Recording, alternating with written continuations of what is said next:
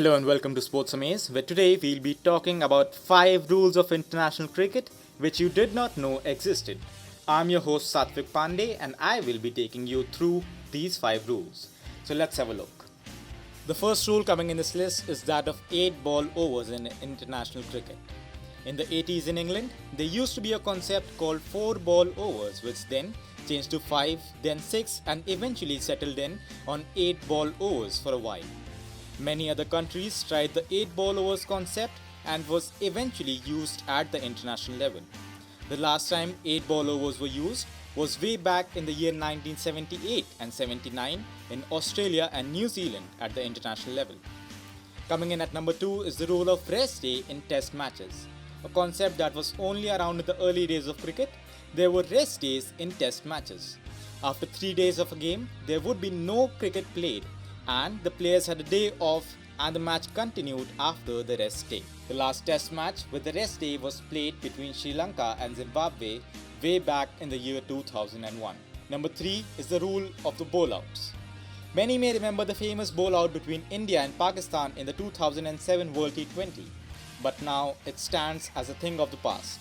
In a bowlout, the teams would nominate 5 bowlers who must hit the stumps without any batsman being in front of them. The wicketkeeper was allowed to stand in the usual positions behind them. The team which hit the stumps most number of times won the game. It was used to serve as a tiebreaker in T20 matches, but later the bowlout was removed and the concept of super overs was brought in to decide a tiebreaker. At number 4 is the rule of the super sub. International Cricket Council introduced a rule called super sub in 2005, where a team could nominate a 12th player before a toss and he or she could be used as a substitute for one of the players from the 11. The teams as a result would have a 12th man who was a specialist bowler or a batsman. In the end, it did not work out at the highest level of the game, so it was discarded. The Big Bash League in Australia though has its own version called the X Factor, where you can get in your 12th man to replace a player from the 11 at the halfway stage of a T20 innings. Number 5 is the rule of a ball being changed after 35 overs in one-day international cricket.